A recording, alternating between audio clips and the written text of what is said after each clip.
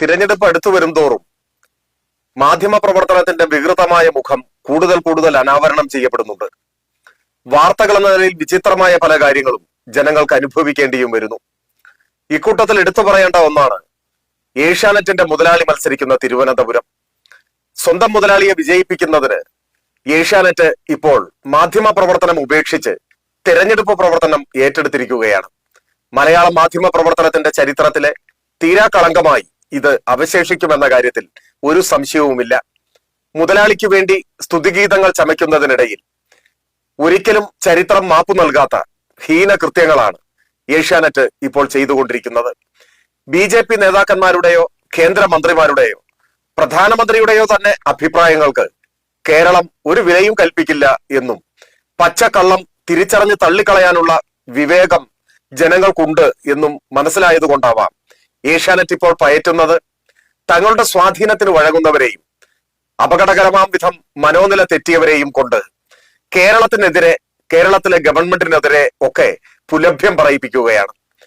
വസ്തുതയുടെ കണിക പോലുമില്ലാത്ത പരമാബദ്ധങ്ങളെ പക്ഷെ പ്രാധാന്യത്തോടെ ഏഷ്യാനെറ്റ് ജനങ്ങളിൽ എത്തിക്കുകയാണ്.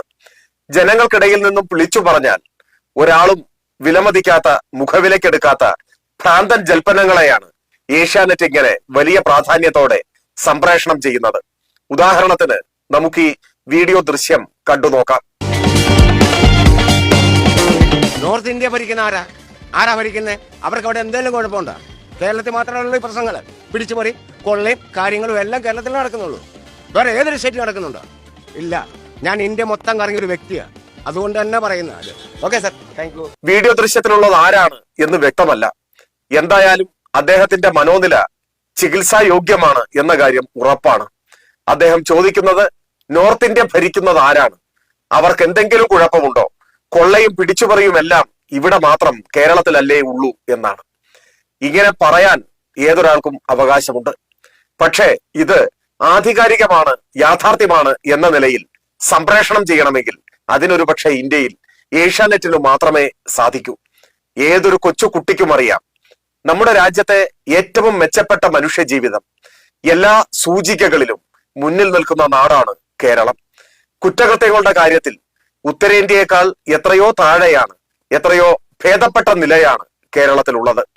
പോഷകാഹാരക്കുറവ് കൊണ്ടുള്ള മരണം, അസംഘടിത മേഖലയിലെ തൊഴിലാളികളുടെ കൂലി, സുരക്ഷിതമായ സാമൂഹ്യ അന്തരീക്ഷം, സാക്ഷരതയുടെ നിരക്ക്, വീടില്ലാത്തവരുടെ എണ്ണത്തിലെ കുറവ്, പട്ടിണിക്കാരുടെ എണ്ണത്തിലെ കുറവ്, ഈ കാര്യത്തിലെല്ലാം ലോകത്തിന് മാതൃകയാണ് കേരളം.